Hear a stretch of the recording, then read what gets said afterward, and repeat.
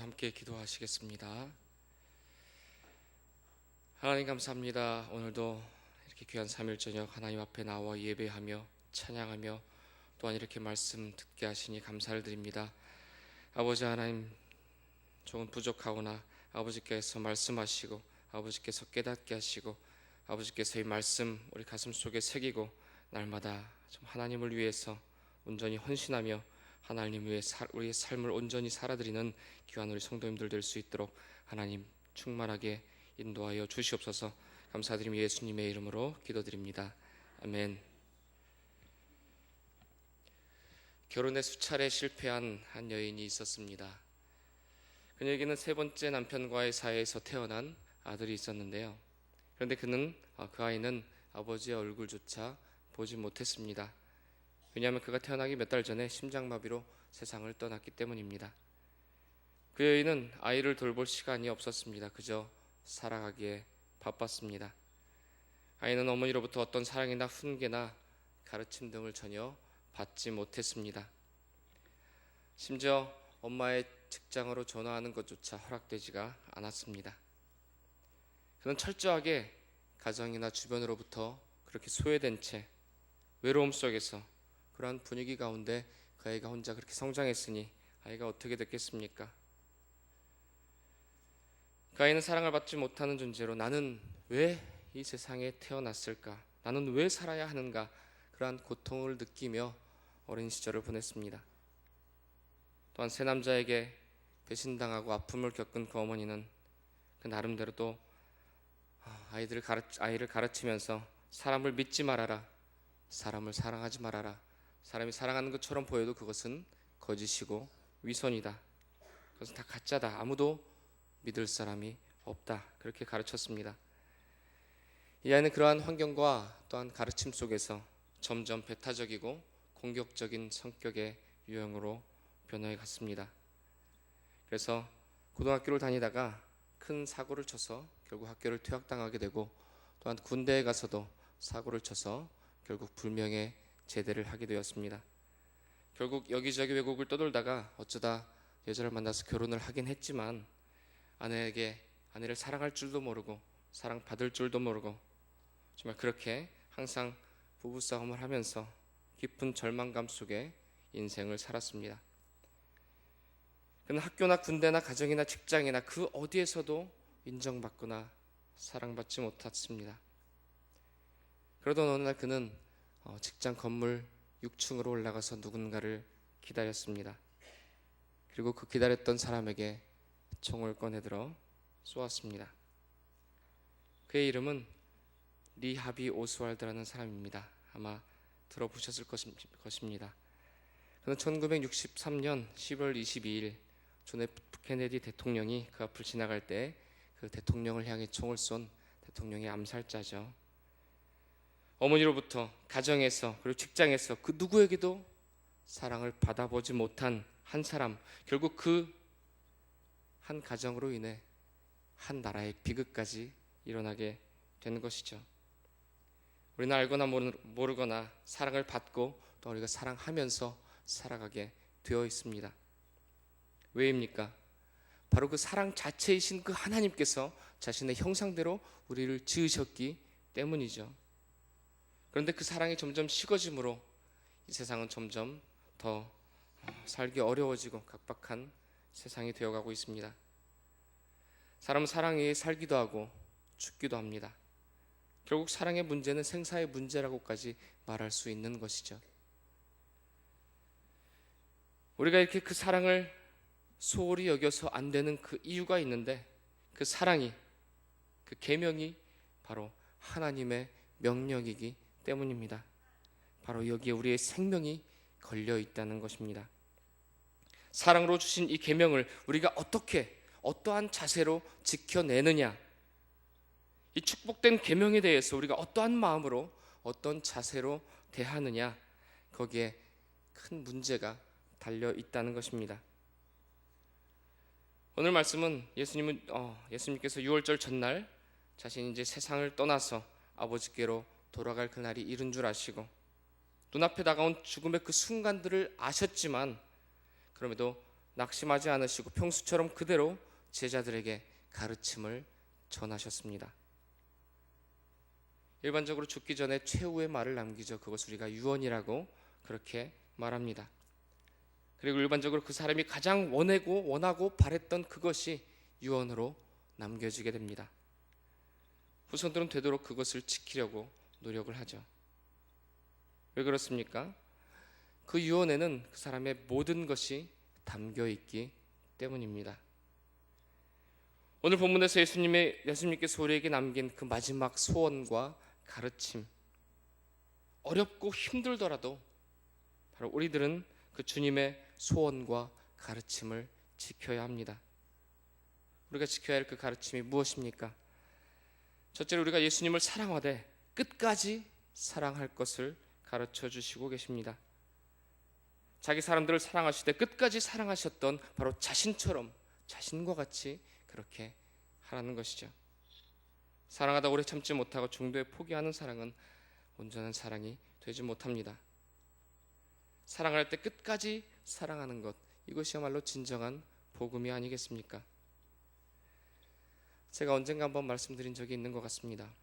저는 어렸을 적에 저희 어머니가 이해가 되지 않았습니다. 아니 사실 지금도 100% 이해가 되지는 않는 것 같습니다. 저희 어머니는 어떤 상황에서도 자신의 언니와 또는 남동생들을 감싸고 챙겼습니다. 장남은 어마어마한 재산을 상속받았습니다. 그런데 형제들에게 단 한 푼도 나눠주지 않았습니다. 큰 누님의 남편, 즉 그 자신의 매형이 사업이 망해서 도망쳐야 할 그런 상황에 처했는데 장남은 돈을 갚아주기는커녕 남들은 사업 망하면 다 도망가는데 뭐 매형이 뭐가 잘났다고 그 돈을 갚아주려고 그러냐고, 매형도 도망가라고 그런 식으로 말을 할 정도였습니다. 그때도 우리 어머니는 빚쟁이들을 찾아가서 있는 욕 없는 욕 들어가면서 어떻게든 갚아주겠노라고 말하고 없는 형편에 다달이 돈을 갚아 나갔습니다. 어린 저는 이해가 되지 않았습니다. 아니 그 돈 많은 삼촌은 10원 한 장 주지 않는데 바보같이 우리 엄마는 정말 뭐 하는 것인지. 그리고 둘째 삼촌이 생활이 어려워졌을 때도 큰 삼촌은 동생을 도와주지 않았습니다. 그때도 어머니는 큰 삼촌을 달래고 타일에다가 안 돼서 결국 어려운 형편에 빚까지 내서 둘째 삼촌을 도와주었습니다. 그리고 막내 삼촌이 유학을 가게 됐을 때 또 빚을 내서 유학 자금을 대주었습니다. 형제들뿐만 아니라 형제의 자녀들까지 저희가 이쪽에 위에 올라와서 서울에 살 때 몇 년간 집에서 돈 한 푼 내지 않고 자취 생활을 했습니다. 그렇게 없는 형편에도 형제들과 그 가족들 끝까지 챙겼습니다. 그런데 형제들은 그걸 고마워하기보다는 돈이 있으니까 도와주는 거지 돈이 없으면 도와주겠어? 그것을 너무나도 당연하게 생각했습니다. 결국 큰 삼촌은 증권에 빠져서 재산을 탕진했습니다. 지금 저희 부모님은 목회 생활을 하다가 은퇴하시고 조그만 소일거리를 하시면서 어려운 형편에도 해외 교회를 세우고 선교의 비전을 품고 그렇게 살고 계십니다. 어쨌든 이야기를 책으로 쓰자면 뭐 한이 없겠죠.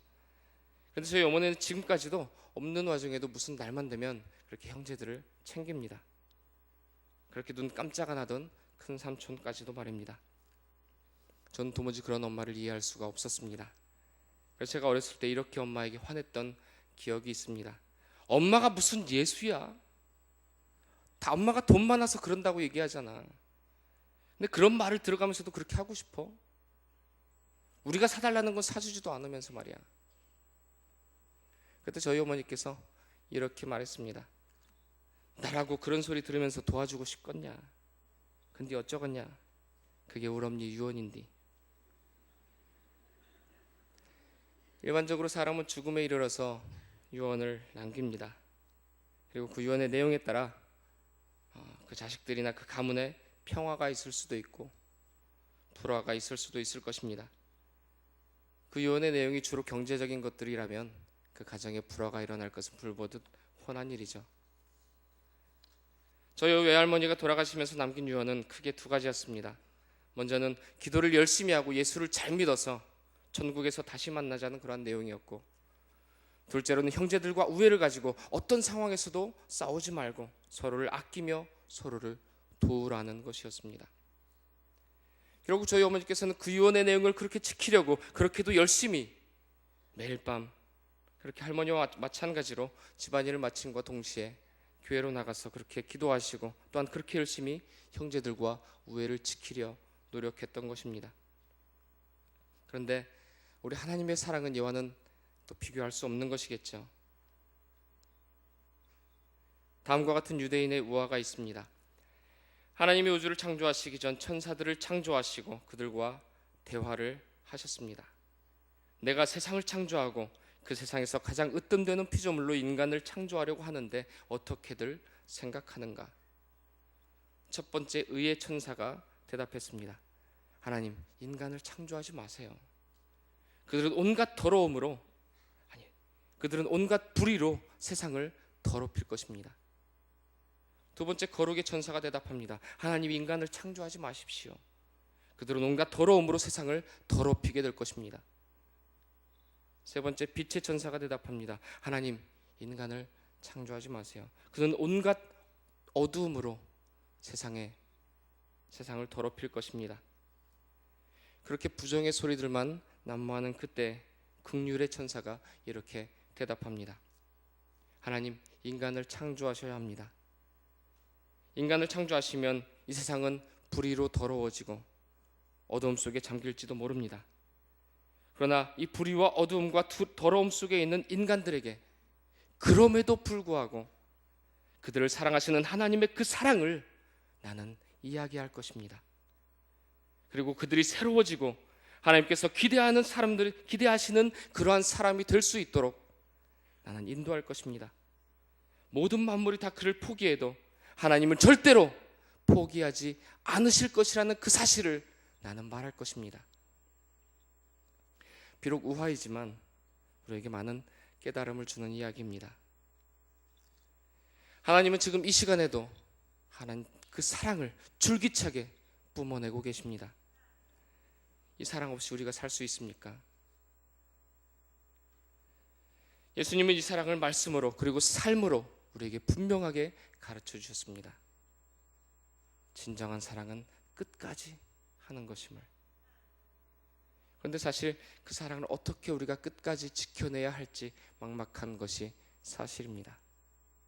우리가 뭘 어떻게 해야 할까요? 로마서 12장 9절 말씀을 보면 사랑에는 거짓이 없나니 악을 미워하고 선에 속하라 이렇게 말씀하고 있습니다. 거짓 없는 사랑이 무엇입니까?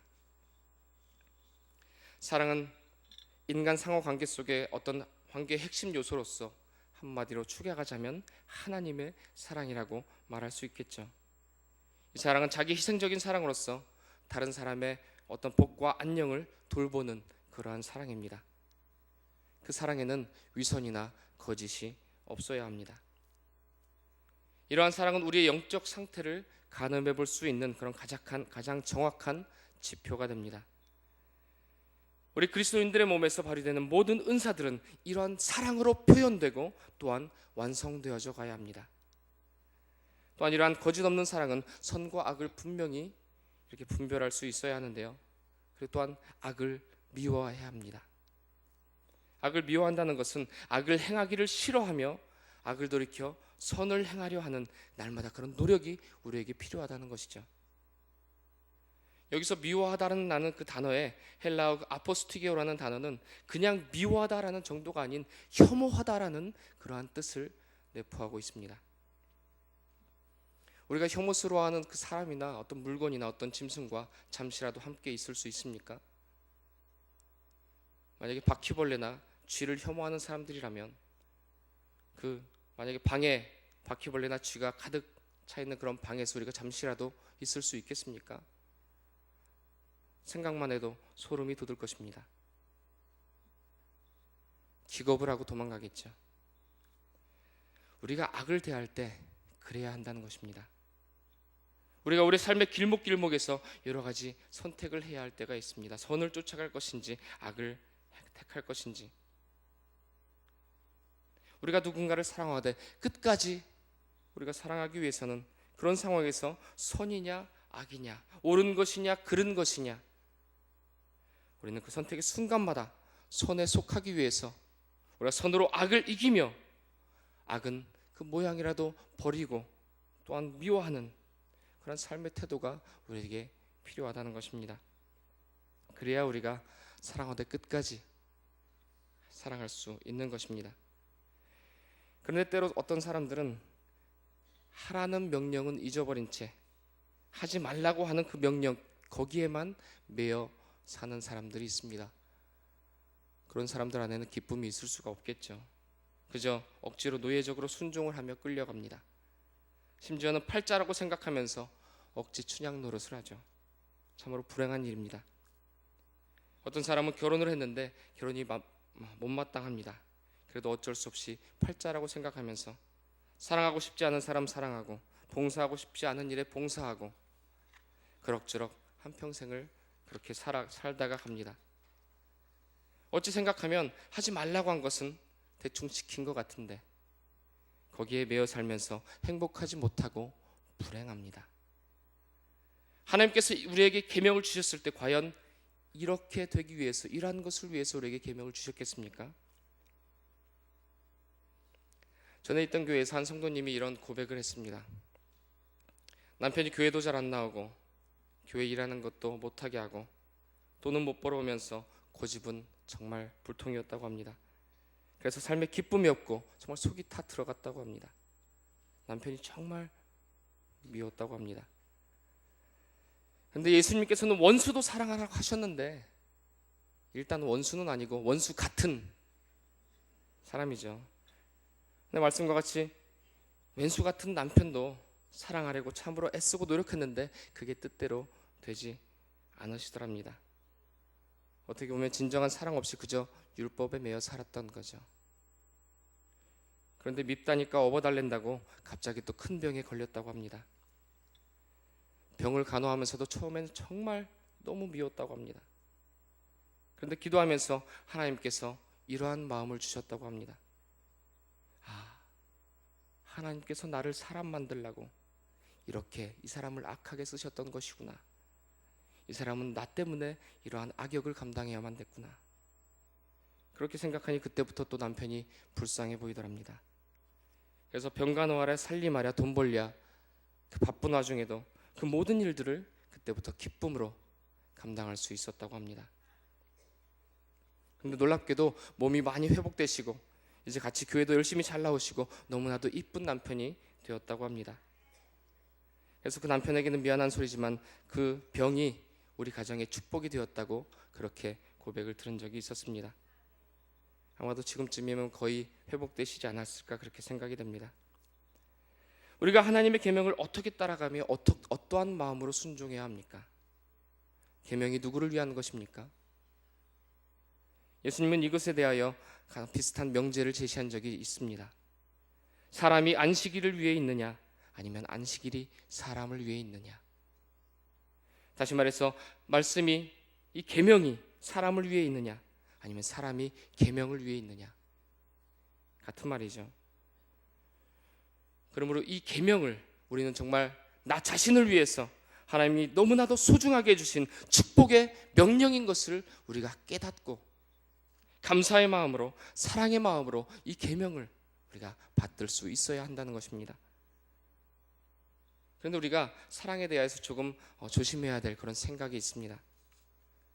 첫째로 네가 어떻게 대하든 상관없이 나는 너를 사랑할 것이다. 이 말은 어떻게 들으면 아가페 사랑처럼 들리지만 참으로 쉽지 않은 이야기죠. 내 힘으로 해결하려는 어떤 교만한 마음, 어떤 그런 독선적인 마음이 들어있는 그런 말입니다. 둘째로 네가 나를 사랑할 때까지 나는 너를 사랑할 것이다. 이 역시 좋은 말처럼 들리지만 이것은 어떻게 보면 또 무서운 집착이 될 수 있습니다. 그렇다면 어떻게 사랑하는 것이 가장 좋은 사랑입니까? 우리가 지켜야 할 두 번째 가르침은 우리 한번 따라해 보실까요? 그리스도께서 나를 사랑하신 것 같이. 아멘. 그리스도께서 나를 사랑하신 것 같이 내가 너를 사랑할 것이다. 바로 이것만이 거짓없는 찬 사랑이요 사랑의 귀한 진리가 됩니다. 그리스도께서 나를 사랑하신 것 같이 내가 너를 사랑하노라. 여기에만 사랑이 있고, 여기에만 사랑의 진리가 있고, 여기에만 사랑의 자유가 있고, 여기에만 사랑의 능력이 있는 것입니다. 우리 옆에 분과 이렇게 인사 나누겠습니다. 그리스도께서 나를 사랑하신 것 같이 집사님을 사랑하겠습니다.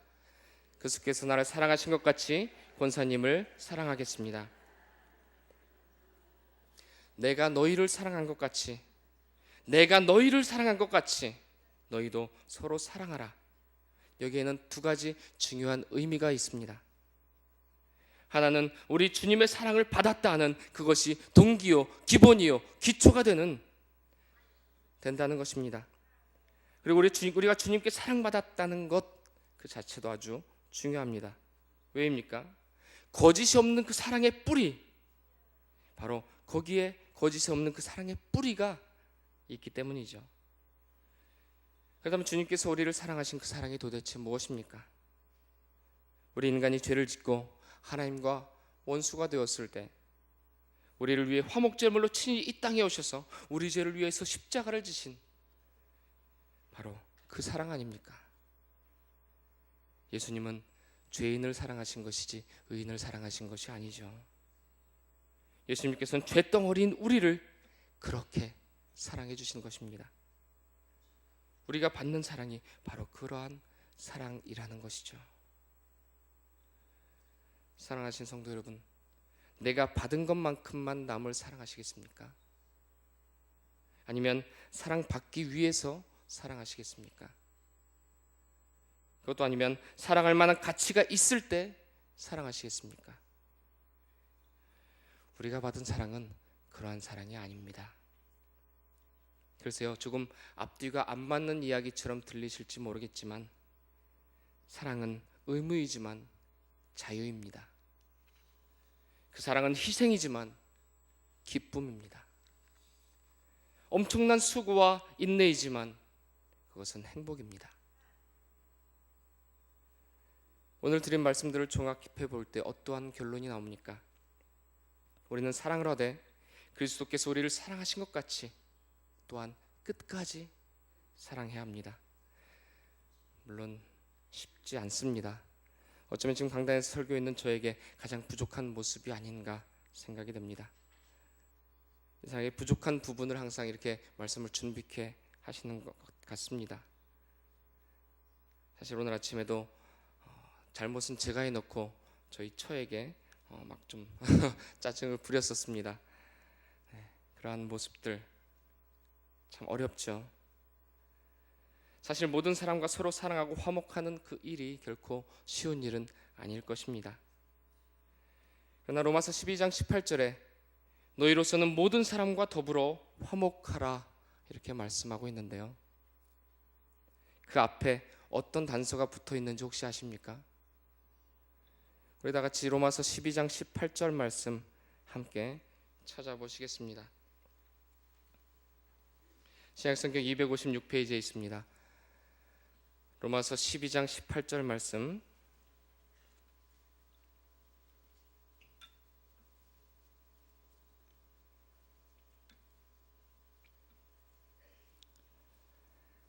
(256페이지) 로마서 12장 18절 말씀 찾으셨으면 우리 함께 읽겠습니다. 시작. 할 수 있거든 너희로서는 모든 사람과 더불어 화목하라. 할 수 있거든. 할 수 있거든이 무슨 말입니까? 이처럼 모든 사람들과 사랑하고 화목하는 일이 그만큼 어렵다는 말이죠. 그런데 그럼에도 불구하고 가능한 한 할 수 있다면 모든 사람과 화목하고 사랑하면서 그렇게 살도록 우리가 애쓰면서 살아야 한다는 것입니다. 우리가 하나님의 사랑을 받은 자라면 말입니다. 물론 진정한 사랑과 화목이 우리 인간의 어떤 애씀으로만 되는 것이 아닙니다. 사실 우리는 그 방법조차 알 수가 없었죠. 그런데 예수님께서 그 사랑과 화목의 제물로 이 땅에 오셔서 우리를 그렇게 사랑하시고 우리에게 그렇게 친히 가르쳐 주시는 것 아닙니까? 이제 고난주간이 얼마 남지 않았습니다. 어떤 교단에서는 이 시기를 사순절로 이렇게 지킵니다. 부활절 40일 전부터 예수님의 그 고난의 의미를 생각하면서 기도하면서 어떤 금욕적인 그런 생활을 하죠. 근데 사실 우리는 그 기간뿐 아니라 우리 매일 삶에서 날마다 그것을 감사하고 고백하고 기억하면서 살아야 하겠죠. 하나님께서 죄악된 인간의 화목을 위해서 예수 그리스도를 이 땅에 보내신 것을 우리가 날마다 기억하고, 또한 우리가 그리스도인들로서 사랑과 화목을 위해서 하나님의 부르심을 받았다는 그 사실을 우리가 절대로 잊지 말고 날마다 기억하고, 날마다 감사하며 부모와 자녀와 가족과 이웃과 세상을 사랑하되 그리스도께서 우리에게 하신 것처럼, 그리스도께서 우리를 사랑하신 것 같이, 그리고 끝까지 사랑하시며 그 부르심에 합당한 삶을 온전히 하나님 앞에서 살아드리는 저와 여러분들 다 되시기를 간절히 축원드립니다. 함께 기도하시겠습니다. 하나님 감사합니다. 주님께서 우리를 사랑하시되 끝까지 사랑해 주시고 우리를 날마다 붙들어 주시고 우리에게 믿음 주셔서 우리가 이 어렵고 힘든 상 가운데도 주의 말씀 붙들고 이렇게 악과 싸우며 선한 것을 위해 달려가며 사랑과 화목을 위해 애쓰며 그리스도인으로서 부르심을 받은 자로서 우리가 힘쓰며 노력하며 하나님을 위해 살아드리는 그러한 주의 백성들 다 될 수 있도록 하나님 우리에게 이 시간도 힘 주시고 능력 주시고 은혜 베풀어 주시옵소서. 감사드리며 예수님의 이름으로 기도드립니다.